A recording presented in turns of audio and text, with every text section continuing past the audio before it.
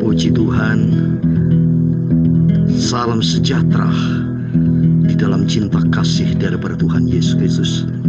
Dan selamat malam, kita berjumpa kembali pada hari Sabtu malam tanggal 2 Januari tahun yang masih baru 2021 buat semua yang kekasih di dalam Tuhan Yesus Kristus. Bapak Ibu semua yang saya cintai, sebelum kita tidur, sebelum kita istirahat, kita utamakan Tuhan, karena Yesus adalah awal dan akhir. Kalau tadi pagi kita bangun dengan tubuh yang sehat, kita sudah beraktivitas, sudah dilalui dengan doa dan firman. Malam sebentar kita akhiri hari ini tanggal 2 Januari 2021 dengan doa dan firman pula, supaya Roh Kudus akan pimpin hidup kita. Sebelum saya sampaikan firman Tuhan, izinkanlah saya mau menyanyi lagu Pantekosta lama ini, yaitu Roh Kudus pimpinlah, supaya kita senantiasa di dalam pimpinan Roh Kudus. Roh Kudus pimpinlah aku dalam perjalanan.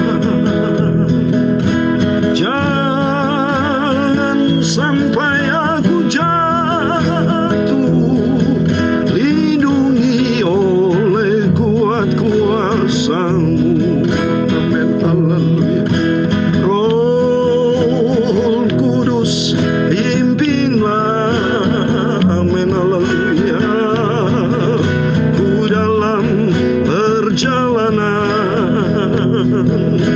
Jangan sampai aku jatuh, lindungi oleh kuat kuasa-Mu.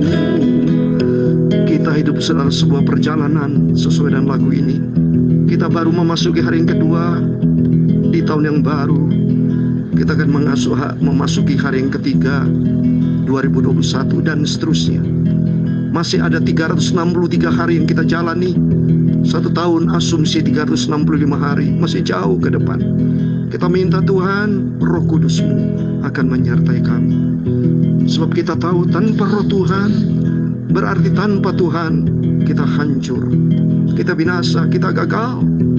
Tapi kita bersama Yesus, hidup berkemenangan, ada damai sejahtera, ada sukacita. Izinkanlah sebentar kita mau berdoa.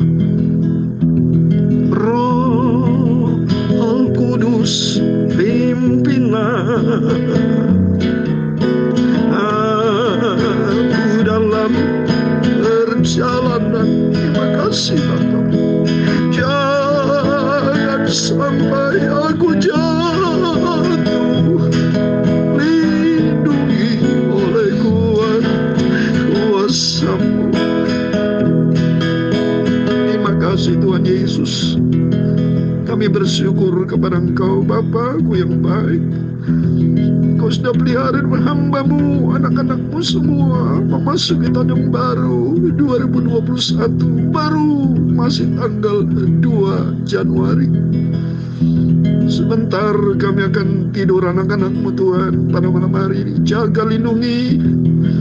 Tapi sebentar kami akan dengar firman-Mu dalam Injil Matius pasal 2 ayat 11 sampai 20. Tuhan, izinkanlah hamba-Mu, kami anak-anak-Mu baca firman-Mu, supaya kami cintakan Engkau, cinta firman Tuhan, dan hidup di dalam kebenaran firman Tuhan. Sehingga hidup kami menjadi pelaku-pelaku firman. Supaya hidup kami suatu hari kalau dunia ini lenyap, sesuai dengan firman-Mu dalam 1 Yohanes pasal 2 ayat 17, dunia akan lenyap, tapi bagi orang yang melakukan kehendak Allah akan hidup kekal selama-lamanya. Kuduskan dan urapi kami semua. Berfirman Bapa, sebentar kami akan baca firman-Mu. Dalam nama Tuhan Yesus kami hamba-Mu sudah berdoa. Amin. Puji Tuhan. Mari saya membaca demikian firman Tuhan di dalam Injil Matius pasal yang pertama. Injil Matius pasal yang pertama ayat 11 sampai 20, demikian firman Tuhan. Yosia memperanakan Yehonya dan saudara-saudaranya pada waktu pembuangan ke Babel.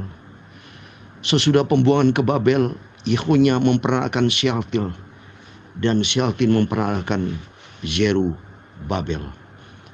Zerubabel memperanakan Ahihud, dan Abihud memperanakan Eliakim. Eliakim memperanakan Asor. Asor memperanakan Sadok. Sadok memperanakan Akhim. Akhim memperanakan Elihud, ayat 15. Eliud memperanakan Eleazar, dan Eleazar memperanakan Matan. Matan memperanakan Yakub. Yakub memperanakan Yusuf suami Maria yang melahirkan Yesus yang disebut Kristus, ayat 17. Jadi seluruhnya ada 14 keturunan dari Abraham sampai Daud, 14 keturunan dari Daud sampai pembuangan ke Babel, dan 14 keturunan dari pembuangan ke Babel sampai Kristus. Ayat 18. Kelahiran Yesus Kristus adalah seperti berikut. Pada waktu Maria ibunya bertunangan dengan Yusuf, ternyata ia mengandung dari Roh Kudus sebelum mereka hidup sebagai suami istri. Karena Yusuf suaminya seorang yang tulus hati dan tidak mau mencemarkan nama istrinya di muka umum, dan ia bermaksud menceraikannya dengan diam-diam. Ayat terakhir 20. Tetapi ketika ia mempertimbangkan maksud itu, malaikat Tuhan nampak kepadanya dalam mimpi dan berkata, "Yusuf anak Daud, jangan kau takut mengambil Maria sebagai istrimu, sebab anak yang di dalam kandungannya adalah dari Roh Kudus." Haleluya. Amin. Puji Tuhan. Kita sudah baca firman dari Injil Matius pasal yang pertama ayat 11 sampai 10 waktu kemarin hari pertama, dan saat ini malam kedua dari ayat 11 sampai 20. Dan saya mau tekankan tentang kehidupan yang dipenuhi dengan Roh Kudus. Karena di ayat 18 dan 20 dikatakan Yesus sendiri pada waktu lahir dari seorang bunda namanya Maria, ia mengandung dari Roh Kudus. Dan ini kaitannya dengan hidup kita. Ini firman Tuhan yang jelas. Yesus lahir dari kandungan Roh Kudus. Apa yang dikaitkan dengan kehidupan kita? Ini firman Tuhan dikaitkan dengan kehidupan kita. Supaya kita paham bahwa hidup kita harus dipimpin oleh Roh Kudus. Ini penting Bapak Ibu. Karena Allah itu roh. Allah itu kalau roh akan nyambung kalau kita hidup juga dengan roh. Tidak nyambung kalau itu adalah roh kita hidup dengan daging. Nggak bisa. Nggak bisa nyambung. Karena sesuai dengan firman Tuhan, keinginan daging itu berlawan dengan Tuhan. Coba Bapak Ibu baca. Dalam Yohanes pasal 4 dikatakan, Yohanes pasal 4. Ya, saya mau bacakan di sini. Yohanes pasal yang keempat. Ayat 24 dikatakan demikian firman Tuhan. Yohanes pasal 4 ayat 24 dikatakan, Allah itu roh. Dan barang siapa menyembah dia harus menyembahnya dalam roh dan kebenaran. Jadi roh sama roh ketemu. Kalau roh dengan daging nggak bisa. Ini tertulis di dalam Roma pasal 8 ayat yang ke-6 dikatakan, karena keinginan daging adalah maut, tapi keinginan roh adalah hidup dan damai sejahtera. Dan ayat ke-7 dikatakan, keinginan daging adalah perseteruan terhadap Allah, karena ia tidak takluk kepada hukum Allah. Hal ini memang tidak mungkin baginya. Oleh karena itu, kita akan berjumpa dengan Tuhan dalam bentuk roh. Kita kan ada roh. Roh hati kita perlu diisi dengan Roh Kudus. Sesuai dengan firman Tuhan. Dikatakan di Roma 8 ayat 9 dikatakan, tetapi kamu tidak hidup dalam daging, melainkan dalam roh, air besar. Jika memang roh Allah diam di dalam kamu, tapi jika orang tidak memiliki roh Kristus, ia bukan milik Kristus. Ini firman Tuhan, ini bukan kata saya. Jadi kita di akhir zaman ini kita minta dipimpin Roh Kudus sesuai dengan firman Tuhan di dalam kitab Galatia pasal yang kelima ayat 16 dikata demikian. 16 dan 17. Perhatikan Galatia pasal 5 ayat 16 dan 17. Maksudku ialah hiduplah oleh roh, air besar ini, maka kamu tidak akan menuruti keinginan daging. Ayat 17. Sebab keinginan daging berlawanan dengan roh, dan keinginan roh berlawanan dengan keinginan daging, karena keduanya bertentangan, sehingga kamu setiap kali tidak melakukan apa yang kamu kehendaki. Contoh konkret saja. Tidak semua Bapak Ibu Saudara yang saya kirim ini firman Tuhan semuanya bisa mendengarkan, belum tentu. Hanya orang-orang tertentu. Harapan saya setiap orang, setiap Bapak Ibu mendengar firman Allah ini, mendengar dengan sesama, membuka Alkitabnya, supaya kita tidak menurut daging. Kalau menurut daging, ya cuma kita dengar lagu-lagu aja, atau dengarkan berita-berita dunia. Tapi untuk berita firman Allah, tidak setiap orang. Kenapa? Menurut daging itu. Jadi Bapak Ibu kalau menurut daging nggak mau dengar firman Allah. Menurut daging Bapak Ibu tidak mau berdoa. Menurut daging Bapak Ibu tidak perlu baca Alkitab. Menurut daging ini daging. Makanya orang menurut daging bertentangan dengan kehendak Tuhan. Oleh karena itu mari kita dipimpin Roh Kudus, supaya Roh Kudus kan pimpin hidup kita. Sebab dunia ini dalam roh. Dunia ini dalam roh. Coba perhatikan saudara, di Efesus pasal 6 ayat 12 dikatakan, Efesus pasal 6 ayat 12 itu firman Tuhan dikatakan demikian. Kitab Efesus pasal 6 ayat 12, karena perjuangan kita bukan melawan darah dan daging, tapi melawan pemerintah-pemerintah, melawan penguasa-penguasa, melawan penghulu-penghulu dunia jahat gelap, melawan roh-roh jahat di udara. Ini roh. Jadi kita tidak bisa hidup di dalam daging. Maka kita minta sama Tuhan terlebih perjalanan kita di dalam dunia ini. Kita memasuki tahun yang baru 2021, baru hari yang kedua. Besok kita di hari yang ketiga. Kita minta Tuhan, pimpinlah oleh Roh Kudus, supaya Tuhan berkuasa dalam hidup kita.